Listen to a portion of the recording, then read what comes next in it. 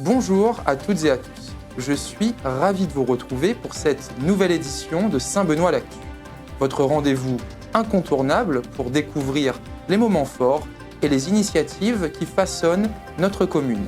Sans plus attendre, intéressons-nous aux sujets qui ont marqué ces dernières semaines. C'est un événement très attendu par nos Gramounes. Le traditionnel bal la poussière, organisé par le CCAS, a rassemblé près de 400 seniors au domaine Belle-Rive à Sainte-Anne. Un moment festif et convivial pour rompre l'isolement des personnes âgées et favoriser le lien social. Du rock, de la valse, du Sega ou encore du Madison. Le 17 avril dernier, le CCAS de Saint-Benoît invitait les clubs seniors de la commune à un grand bal la poussière au domaine Belle-Rive. Un moment très attendu par nos Gramounes. Marie-Thérèse n'aurait raté cette occasion pour rien au monde. C'est une journée mémorable, on s'amuse, ça permet de nous rencontrer, ça nous permet de changer les idées pour notre bien-être, ça nous permet aussi de bouger, de s'amuser, danser. Mais moi je trouve c'est une superbe journée, merveilleuse, c'est une opération à renouveler plus souvent. Autre danseur assidu, Yolan. Lui aussi ne rate jamais le bal des seniors du CCAS. C'est super par rapport à avant, mais c'est vraiment différent par rapport il y a 2 ou 3 ans de ça. Super bien. À recommencer. Rompre l'isolement, donner du bon temps et favoriser les rencontres, c'est précisément l'objectif de ce bal la poussière. Chaque année, le CCAS de Saint-Benoît met les petits plats dans les grands pour accueillir près de 400 seniors. Aujourd'hui, c'est un moment effectivement très important pour la ville de Saint-Benoît et le CCAS de Saint-Benoît parce que nous avons convié la 3e jeunesse bénédictine à partager un moment de convivialité, de joie également, à travers ce qu'on a appelé le bal la poussière. C'est la 2e édition en 2024. Il y en aura une 2e dans quelques mois. Et l'objectif, c'est de rassembler toute la 3e jeunesse et de lui proposer un moment festif et agréable pour oublier les soucis du quotidien. Donc la ville, depuis quelques temps déjà, avec le CCAS, organise un certain nombre d'actions, de manifestations, de festivités tournées autour de la mise en valeur de notre 3e jeunesse parce qu'elle est importante, c'est elle qui dynamise aussi notre commune. Et donc voilà les raisons pour lesquelles aujourd'hui c'est un moment important pour nous. Je n'entends pas. Est-ce que vous êtes les biens? On m'a toujours pas entendu. Est-ce que vous êtes les biens? D'accord. On dira qu'on ne compte pas le temps pour une action. Le plaisir, c'est ce qu'on retrouve là aujourd'hui. C'est le final en fait, de voir 400 seniors s'amuser, se retrouver et être heureux d'être ensemble autour de la musique bien sûr, mais autour d'un petit plat et tout ça. Le bal des seniors a été un vrai succès. Tous en redemandent. Alors rendez-vous l'année prochaine, messieurs, dames. On ouvre à présent notre page culture avec le Nouvel An tamoul. Le 14 avril dernier, la communauté tamoule est entrée dans l'année 5125. Pour l'occasion, de nombreuses animations gratuites étaient proposées au public sur l'esplanade du front de mer, permettant ainsi aux visiteurs de découvrir les coutumes et traditions de la culture tamoule.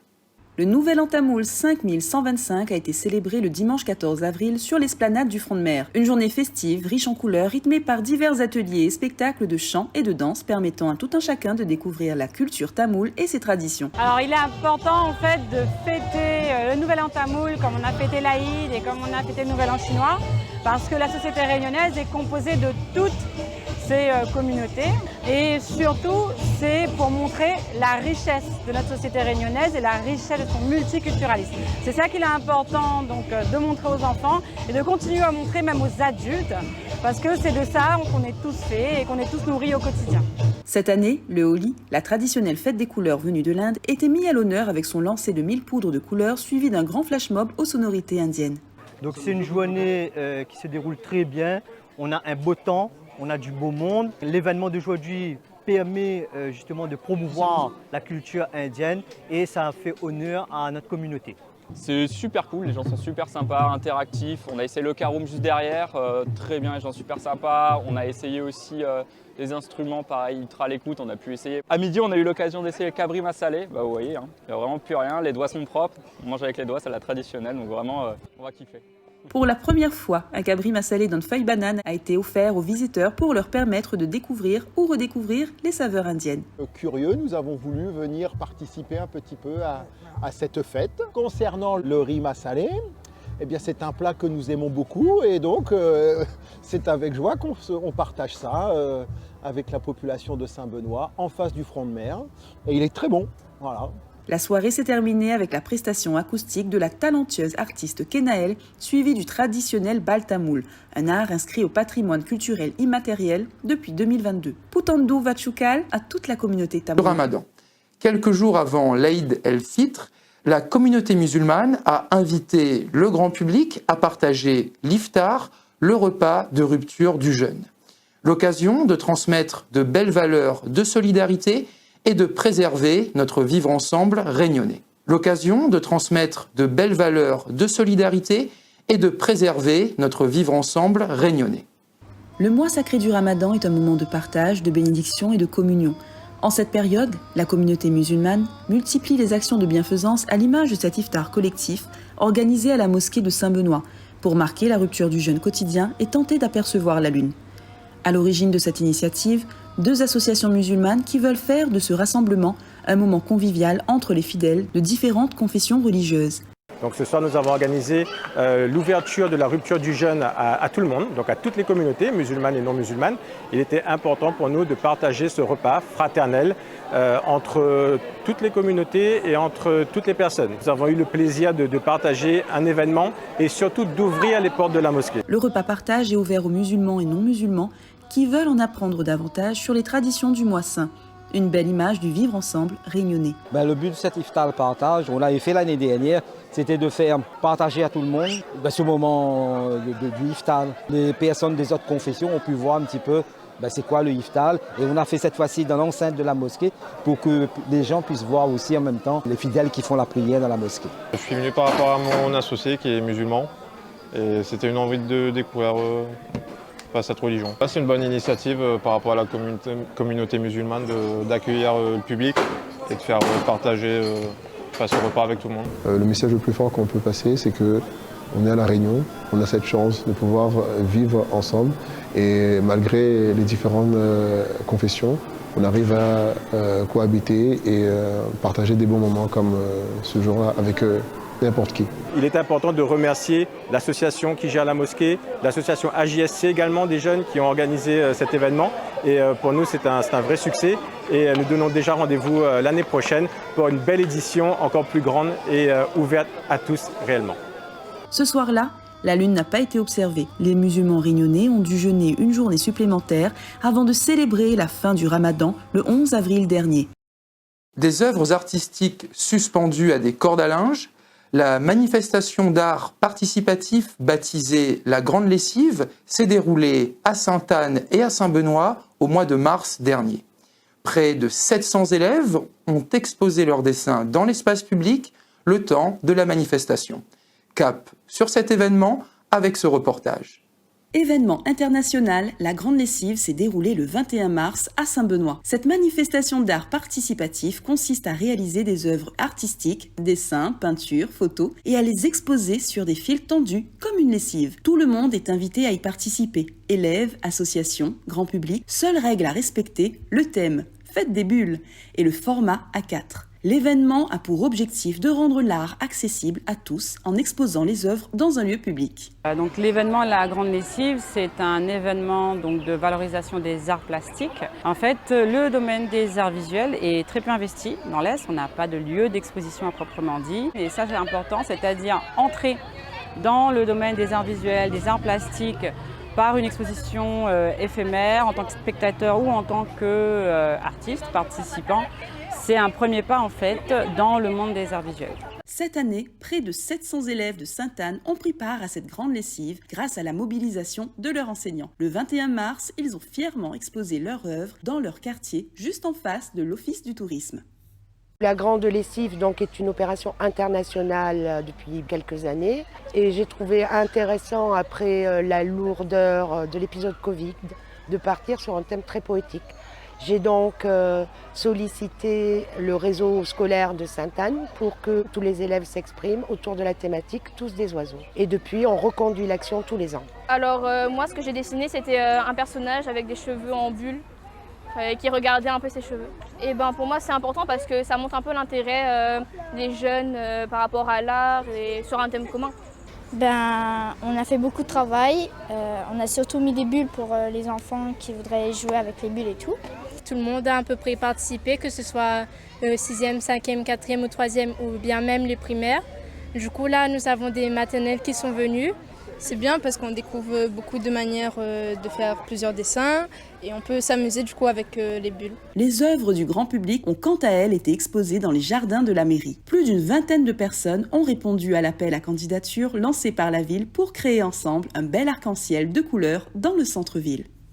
Du kayak, du paddle ou encore du VTT, le 14 avril dernier, la ville de Saint-Benoît organisait sa 3e journée de découverte des activités nautiques et de loisirs sur les berges de la rivière des Roches. Près de 400 personnes ont participé à cette journée récréative entièrement gratuite sur laquelle nous vous proposons de revenir en images. Une fois installé dans son kayak, il faut prendre en main correctement sa pagaie. Pas de panique, les enfants ont toute la journée pour apprendre les subtilités de la navigation en kayak. Le dimanche 14 avril, la ville organisait sa 3e journée de découverte des sports nautiques et de loisirs à la rivière des Roches. Paddle, natation, slackline ou encore VTT. Il y en avait pour tous les goûts et tous les âges. L'objectif aujourd'hui, c'est de faire découvrir aux plus petits comme aux plus grands l'ensemble des activités tournées vers l'eau, donc des activités aquatiques proposées gratuitement et aussi avec la participation du service des sports de la ville de Saint-Benoît. Et régulièrement, nous aurons l'occasion, avec le club de kayak de la Rivière des Roches, d'organiser ce type de journée, mais aussi le plaisir de voir qu'il y a des visiteurs d'ailleurs qui viennent de toute la Réunion pour profiter aussi de ces belles activités ici à Saint-Benoît, à la Rivière des Roches. L'activité que j'ai aimée, c'est le tir à l'arc, parce que je suis un bon tireur. Aujourd'hui, j'ai pu participer à du kayak et faire du tir à l'arc. Je trouve que c'est très bien parce que de faire des activités pendant le week-end, surtout sur l'eau, il fait chaud, du coup je trouve que c'est très bien. Je me suis bien amusée, on est parti voir plein de choses là-dedans. Tourner, accélérer, freiner, peu à peu tous se prennent au jeu. Il faut dire que les kayakistes sont entre de bonnes mains. Le Canoë-Kayak Club bénédictin, créé en 1999, est spécialiste en la matière. Le club a été vainqueur du tournoi régional de kayak polo en 2023. Son président organise plusieurs fois par an des journées de découverte comme celle-ci pour mettre en avant un sport encore peu médiatisé. Plus de 400 personnes ont participé à cette journée récréative entièrement gratuite. Nombre d'entre eux ont profité du beau temps pour pique-niquer en famille sur les berges, révélant ainsi tout le potentiel de notre magnifique rivière des Roches. Faire bouger vos quartiers et vous permettre de passer un bon moment entre habitants, c'est l'objectif de la municipalité à travers l'ambiance dans le quartier. Chaque mois, des activités gratuites et des animations musicales sont mises en place dans un quartier différent.